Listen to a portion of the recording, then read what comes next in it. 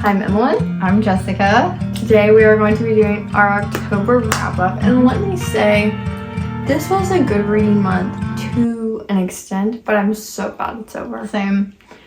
And we'll explain more when we get there, but we will have a vlog coming out soon, so we will be giving some brief thoughts on two specific books.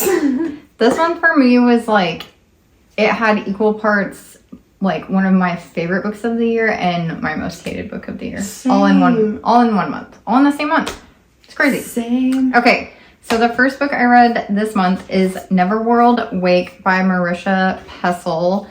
I read another one of her books, The Night Film, several years ago, and so I've had my eye on this. But this is basically kind of like a Groundhog Day mystery type feel. So there's this mystery with this girl named Beatrice and her friends from high school. They kind of have like a reunion. They go back to this mansion for the reunion, and this guy rings the doorbell and is like, you are going to have to pick one of you to die, or you're just going to keep reliving the same day for the rest of your life. And so that's what they do in this book until they reach some kind of conclusion. And it was fine, but it wasn't my favorite. It was a little redundant at times. So I ended up giving this like a 3-star, I think. I am interested to pick up her new book that comes out in a few weeks, though. It looks very vibey. My first book was one of the best of the whole month. Mm-hmm. That is The Cheat Sheet by Sarah How Adams. you read that? Yeah, I finished it. I feel like it was so long ago. I finished it on October 1st. I read it in a day. Oh, Yeah. rightfully so. So, which the font is actually really small for reading this in a day. But if you don't know what this is about, I don't even care if you don't read romance. If you don't know what this is about, you live under a rock. But this is about Bree and Nathan. Bree owns a dance studio. Nathan is an NFL player. She basically needs money all the time. He always wants to give her money. She thinks... They're like best friends. They're best friends. Yeah. She thinks that like he's never given her money, and he's like been secretly paying for half of her rent for like years, and she has no idea. And it's dual POV, so that makes it go by really fast. Mm-hmm. It's just really funny and like honestly one of the most realistic golden retriever boyfriend books I've ever seen. Just like the things he does with his friends. It's just so funny. So it's called The Cheat Sheet because him and his friends like come up with this list of like how he's gonna get her and like to get out of the friend zone. So it's really funny because he just like is referencing this list throughout the whole book, and that's not a spoiler. He's looking at his cheat sheet. It says it on the back. It's in the title. So I give this 5 stars, obviously. The next book I'm going to talk about is The 13th Child by Erin A. Craig, and this book was hands down my favorite book of the month and definitely in the top contender for my favorite book of the year. So this follows our main girl, Hazel, who was born the 13th child in this obviously very large family. And like as soon as she was born, or maybe even before she was born actually, like they live in a world where children can almost be like sold off or like given as gifts to work under the gods. And so when the mom found out that she was pregnant with Hazel, she like already didn't want her because she's like, we already have 12 kids. We don't need another kid.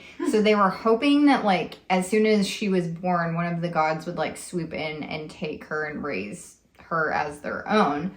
Well, they do have a meeting with the god Merrick, which is the god of death. And he promises to like strike up a deal with them and take Hazel and raise her as his own. Well, like years go by and she's still living at home. And her family treats her kind of like she's this outcast, she's unwanted. And they're just like, oh my gosh, is he ever gonna come and take her off of our hands, basically. So finally, I don't know how one makes a difference with 12. I know, right? But carry on. So he finally does. So she goes to live with him, and she becomes kind of like his apprentice, and she has, like, kind of healing abilities already. Not abilities, but just like a natural inclination to know how to help people be well. So he wants her to study like the human body and learn about different diseases and all these kinds of things so he can use her to help him. But then she kind of starts getting famous for what she can do, and she gets called to come and work for this king. And so then she finds herself kind of in a, what's the word I'm looking for? Predicament, yes. Because she finds out that she isn't just supposed to help heal people, but she also has a gift where she can see if people can be healed or if they're going to die. So that kind of leaves her in a little bit of a conundrum, because she's like, here I am supposed to be helping the king. What if I can't heal him? Yada, yada, yada. And then she meets the king's son. Possibly there's a romance that ensues. It was just so good. I will say, if you love The Bear and the Nightingale, you would love this. If you tried to read The Bear and the Nightingale and it was a little too slow for you, or maybe just like felt a little bogged down, I think this could serve as a good substitute. The ending was so beautiful, so well done, a literal masterpiece. I can't say anything. I mean, what else can you say besides a masterpiece? We're just going to talk about my next two books at the same time. They are the first two books in the new Percy Jackson series. I think it's just a trilogy, and I'll tell you why.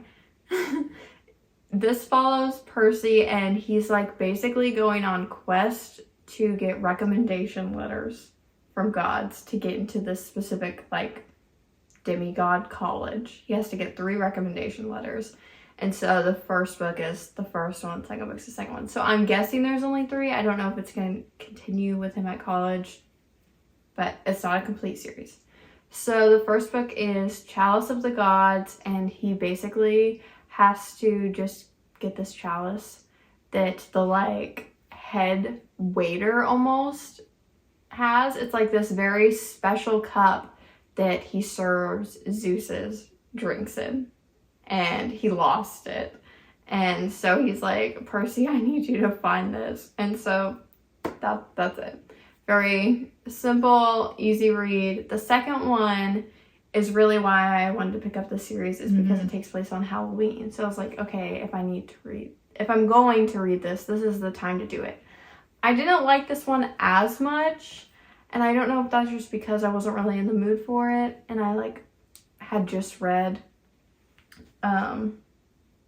this, so I was in like a really high fantasy mood, and then I was like making myself read this like middle grade urban fantasy. So I feel like I kind of forced myself, but I understood that I did that. So I would say they're like same level. Riordan does no wrong, but this one is called Wrath of the Triple Goddess, and Percy and his friends are pet sitting the goddess of Halloween's pets. Oh, that's cute. Yeah, it's really funny, and he like has to take these magical creatures on walks in New York, and they get loose, of course, like instantly. Can everyone see them? No. Okay. There's like the mist. Oh. But Gotcha. yeah, they're really good, easy reads. Okay. So I was also on a reading high after reading this. So I was like, what's something that could give me similar vibes? So I picked up The Bone Houses by Emily Lloyd Jones because I heard people say this is a good Halloween book because the main character is a grave digger. So this book is like kind of hard to explain, but basically the main girl, Rin, is a grave digger. Her family owns a graveyard. She is orphaned. Her and her brother are like doing their best to make ends meet. They have a little sister. And one day she starts realizing that it appears like bone houses are venturing out of the forest into their town. And basically what a bone house is just like a zombie, like a dead person that's coming back to life. And she's like, well, this can't be right. They're not supposed to be able to come out of the forest and cross into the town because it's like a boundary or whatever. So like she kind of just takes care of it herself quietly because she doesn't think anyone will believe her. And then she meets this guy, what's his name? Ellis, that comes into the town that's a map maker. And he wants to venture into the forest to make an accurate map of like the wooded area that no one's really supposed to go in. And she's like, great, take me as your tour guide, pay me, and I'll do it. Because she, like, no one else would be dumb enough to do that. So she's like, well, I'll do that, and maybe along the way I can figure out why the bone houses are coming back to life. So they go on kind of like this quest.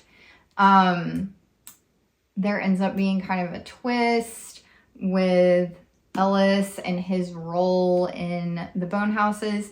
It was really good. I really enjoyed it. I don't have anything negative to say about it. I will be picking up The Drowned Wood by her next because I also want to read her new book that just came out. So I would say this was like a solid 4 stars. I wish I would have like not slept on her as an author, but I'm glad to have discovered her. So okay, my next book is House of Roots and Ruin by Erin A. Craig. a queen. And I told myself that I had to read this book before I let myself read The 13th Child. This book came out, was it last year? I think it was last year. Too. Yeah, it was just last year. Okay. That's not as bad. But anyways, I like got this the day it came out, never read it. I don't know why. I'll never understand why. But I'm glad I finally read it. I absolutely binged this book. I read like over 300 pages of it, literally in one sitting. I just came home and finished the entire thing. And I was like, I need to like not read for the next 2 days because my eyes hurt so bad. But that's how good it is. I can't say a lot about this because I will say, people say I feel like this is like an interconnected book to House of Salt and Sorrows. I'd say this is the second one. It's just following someone different because they talk a lot about the events of House of Salt and Sorrows. The reason everything happens in this book is because of the first one. Like, you have to read House of Salt and Sorrows first. So this follows I believe the youngest famous sister, and she's cursed, and she doesn't know that she's cursed. She just recently finds out, and because she is a painter and she was commissioned to leave her little island. She lives with her oldest sister, who's a duchess, and paint a portrait for this family. And her oldest sister won't let her go, and she doesn't understand why. She then understands that she's cursed, figures out why, like, she's kind of a threat to her family's name because anyone will think she's crazy. But she's like, oh well. She sneaks out in the middle of the night, goes on this voyage, goes to this house. Husband and like governor is a botanist. And so I don't even know how to explain this and not sound crazy, but you can be scared of plants. You absolutely can. They are alive. And it was just so cool. If you were always fascinated by herbology in Harry Potter or like mythical creatures, I think you would totally love this book. It was so good. Don't be intimidated by the size.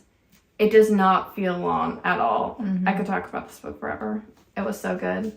There's a romance, of course. I think it's her darkest book yet, so it was perfection. Okay, the next book I read is the first book in a series of, I think, 7 books called the Sweater Weather series.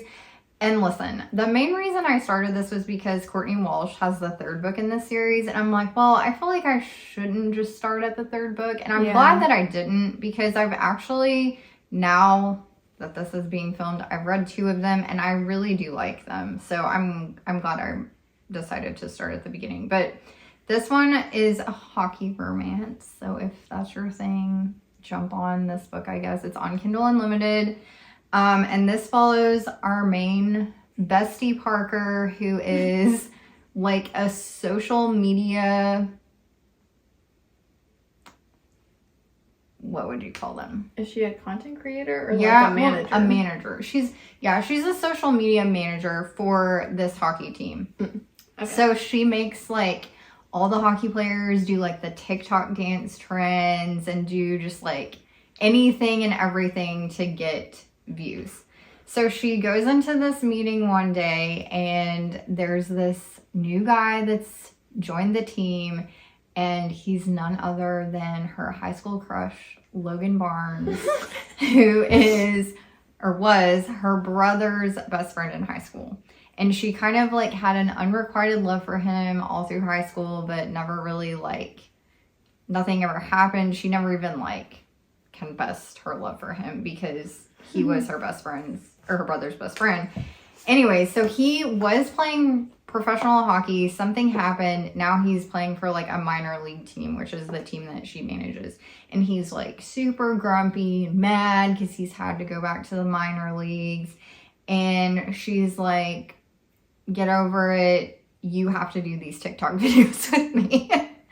So they kind of have to like start all over as friends because she's kind of like mad at him for the way it seems he left town and like didn't maintain a relationship with her brother. And obviously it's a hockey romance, so they rekindle, or like not rekindle because they were never, whatever. They have mutual like for each other by the end of it, which is not shocking, but it was funny. The guys on the team, like the side characters, were really funny. And so I just finished the 2nd book, and it doesn't have any characters from the 1st book in the 2nd book, but it references the hockey team a lot because it's set in North Carolina. Oh. And the hockey team is called the Appies for the Appalachian Mountains. And so it's kind of like a part of the community that everyone is an Appies fan. So it's really cute. Everything is set in fall. The town's name is like Harvest Hollow or something. It's just a good time. It's just a good time. And honestly, there was nothing I didn't like about it. So I would probably give it a 4-star. And I would reread it. Yeah. So I feel like that says a lot. If you would, like, I would reread these books next fall. So I guess I don't need that anymore. Oh, the first one is by Emma St. Clair. That's what I was looking at. I'll put it on the screen. Yeah.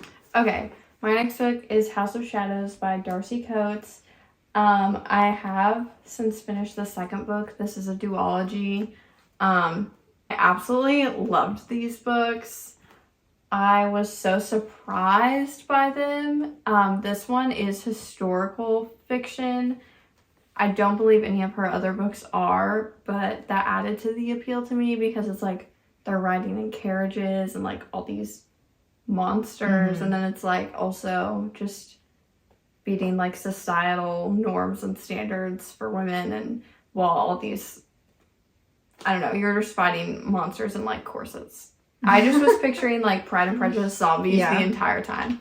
But this follows Sophie, and her world is shattered when disaster bankrupts her family. She's still reeling when she's offered an unexpected solution. Mr. Argenton, a wealthy stranger, has asked for her hand in marriage. Marrying Mr. Argenton will save her family, but it condemns Sophie to a life in Northwood, a vast and unnaturally dark mansion situated hours from civilization. So from her first night there, she's like, okay, this place is haunted. And like everything just happens really fast. These books are super short. Through them really fast. It was horror, but I don't know. Something about the vibes were just so there that I was like, I don't really think this is scary. Yeah. This just sounds kind of atmospheric. But they're just a good time. If you like historical fiction and you just want to kind of dip your toes into the horror genre, highly recommend this one. Kind of pictured all the monsters as like Miss Peregrine's Home for Peculiar Children type of vibe. It was just a good time. I love the characters. Just really quick, I forgot to mention. So every book that's in the Sweater Weather series is all closed door, no spice, clean romance. So if that's your thing and you're looking for more clean romances, which can sometimes be hard to find, it would be a good place to start. But the next book I picked up was The Night Circus by Erin Morgenstern. This is the first book I've ever read by Erin Morgenstern, and we did a reading vlog where I'm reading this. So if you want more in-depth thoughts, you can look at that. But this is basically, if you love Kara Carvall, this would be a great book to pick up. And this is like a circus / magic show that just like shows up at random in different parts of the world. And at the beginning of the book, you find out that there's like these two rival magicians, and one of them finds out that he has a daughter he didn't know anything about, and he immediately realizes that she has special magical abilities. So he decides to call in his rival magician and be like, my daughter could take on any apprentice magician that you have. If you agree to this, like, I'll let you name when this competition starts. So we followed them throughout the years as he is teaching his daughter. The other guy finds a young boy to take on as his apprentice. And at some point in the story, they meet. They start putting the pieces together. They realize kind of this situation that they've been put in, which is dangerous, because there will only be one of them left. Like, whoever wins, the other person will die. So it's very high stakes.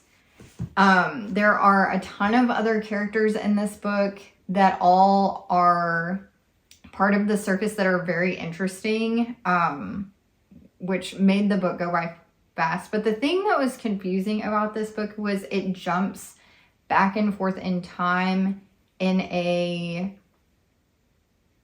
uncohesive way. So you can be like in the past and then in the future and then just a little bit back in the past. So you really have to pay attention to the dates.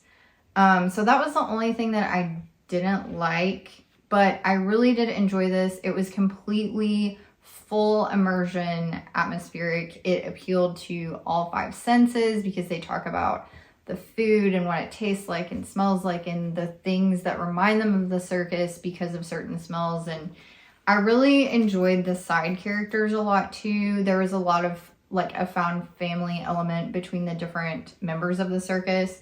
So I really did enjoy it. I would be interested to read The Starless Sea, but everyone seems to like this one better. So maybe I should just stick with this one. You can let me know.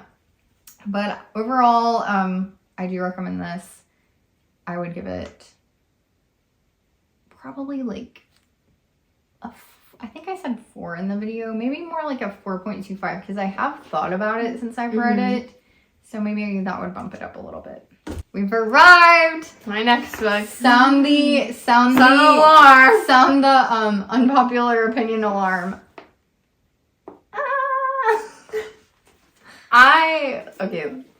We decided to dive into Stephen King. And we were peer pressured by YouTube, I feel.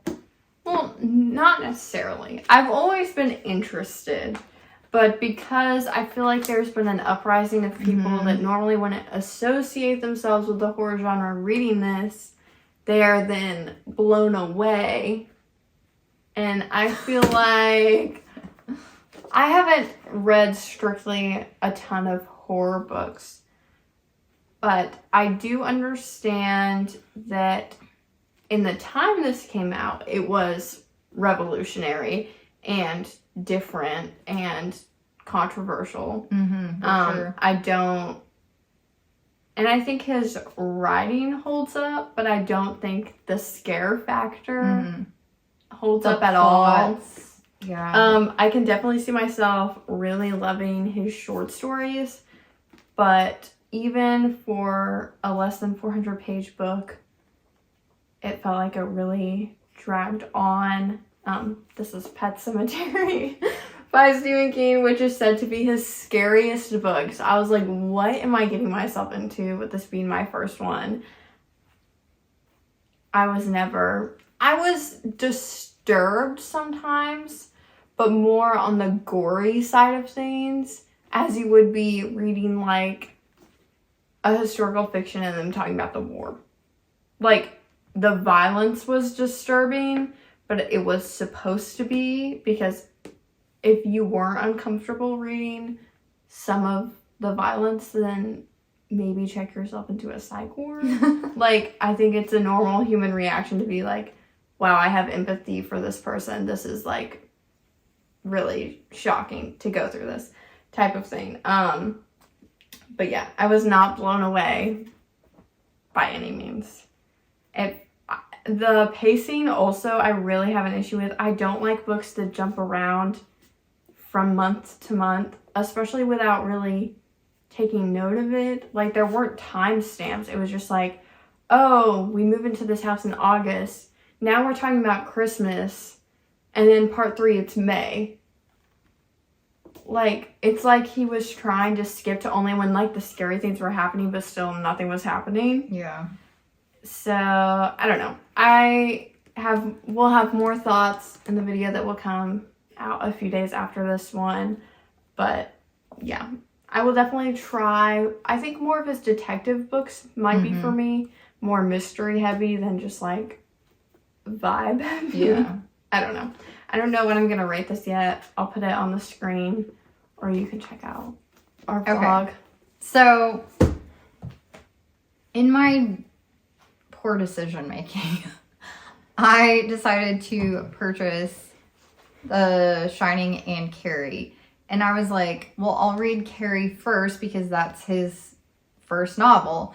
And a lot of things I read about it said that Carrie was giving Stranger Things vibes, which I can see. But this book, from the very, like, first page, was disturbing in a way that had nothing to do with horror, but had to do with the subjects that he was talking about, and that, to me, I would deem as inappropriate. The opening scene is in a girl's locker room. It was uncomfortable, and I'm a girl, so I don't know. I don't know if he likes to, like, really toe the line with some of the things that he is, like, having the nerve to talk about. I mean, this was written in the 70s, so to me that seems like, wow, you're really pushing it to be opening the very first chapter with a scene from the girls' locker room. But if I wouldn't have been reading this book for the vlog that we did, I would have DNF'd it, but I just pushed on through because we were doing it for a vlog and doing it for the plot. Yeah. I will say I did not find this book even 1% to be scary at all. If anything, I felt disturbed in, like, this is making me uncomfortable sort of way. But also, I just felt really sorry for Carrie. Like, Carrie was not a scary character. She was extremely abused mentally, emotionally, spiritually by her mom, who is, like, a religious zealot. And she used their religion to manipulate her and to keep her very sheltered. And I just found that to be really sad.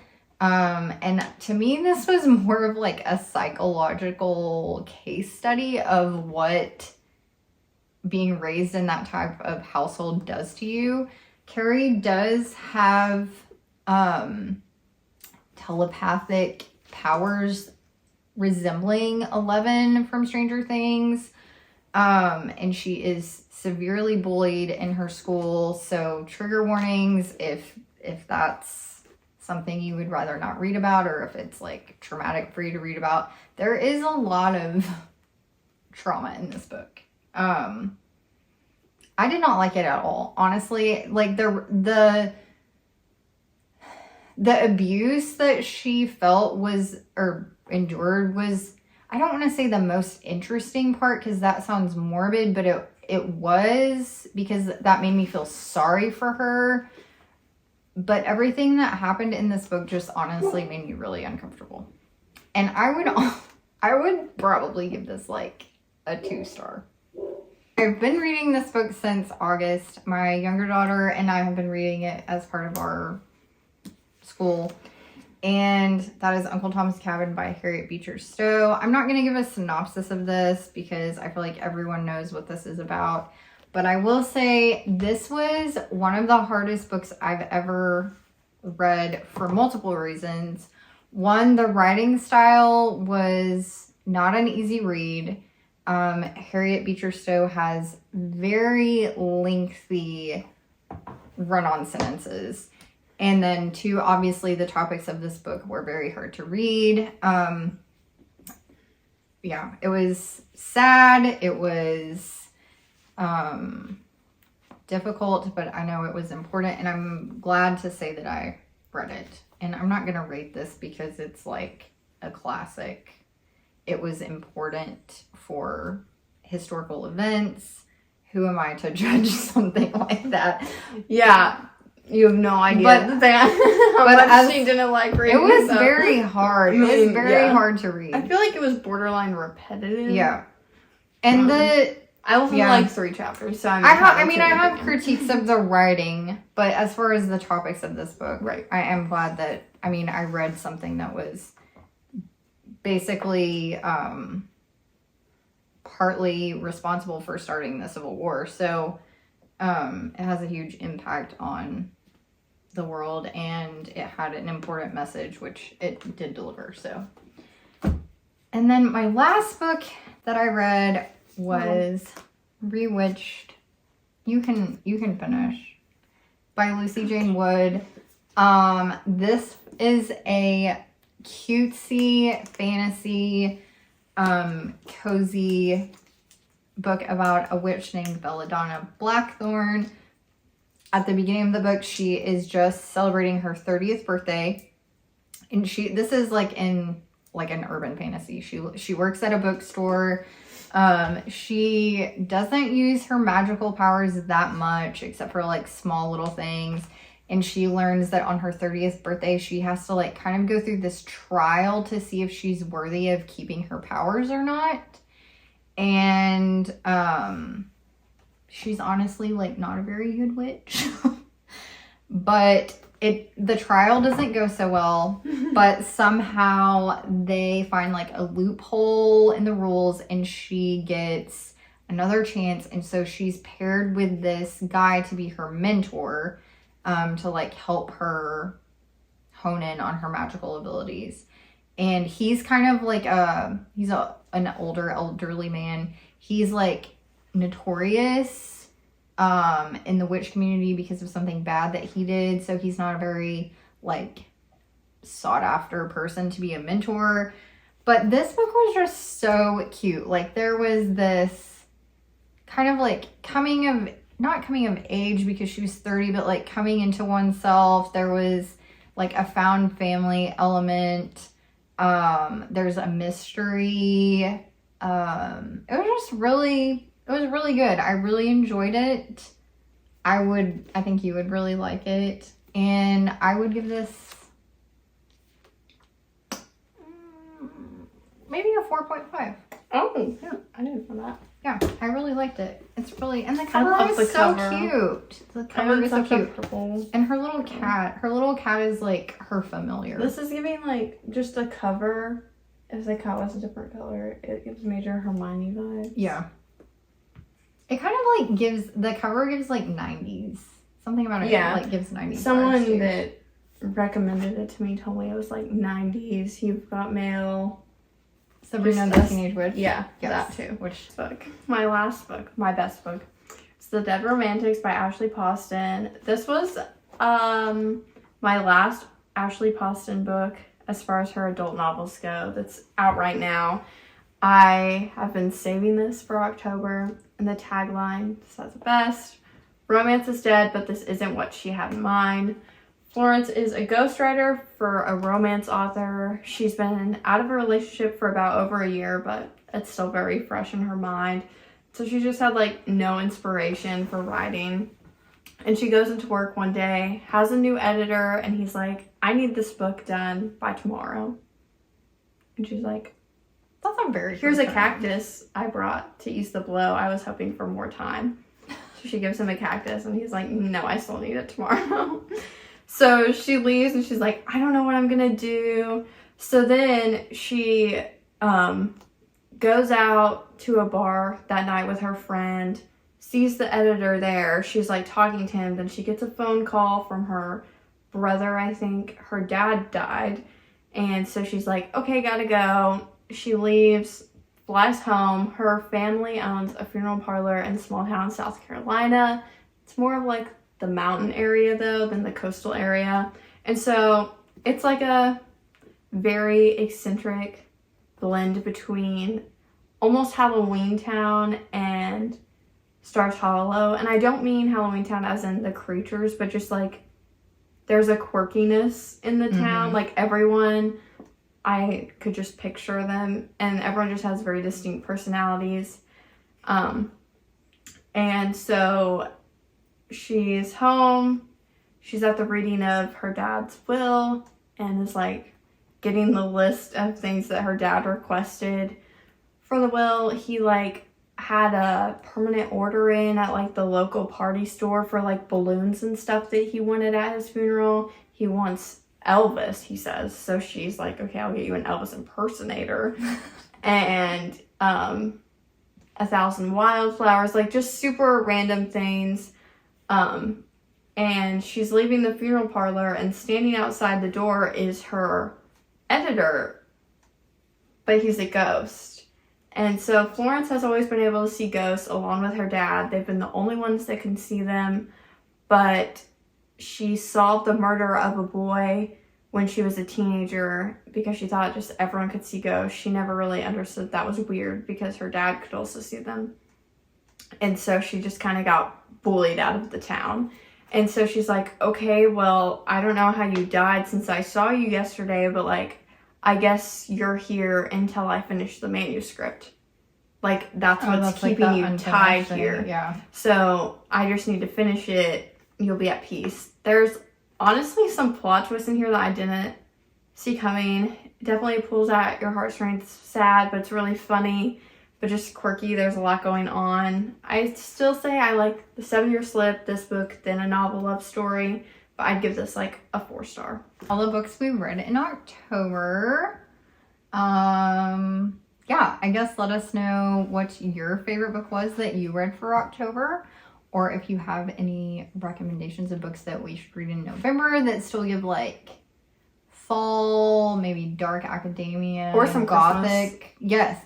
If you have a good After Christmas Thanksgiving, book, I'll probably be reading Yeah. Christmas, but I will be putting in my Christmas decorations. but soon. I am starting, we both have already, I think, started our list of books we want to read for Christmas. So if you have anything to add, let us know. Because we Now gotta we give should you really start. recommendations before you start reading. True. Yep. But anyways, thank you guys for watching.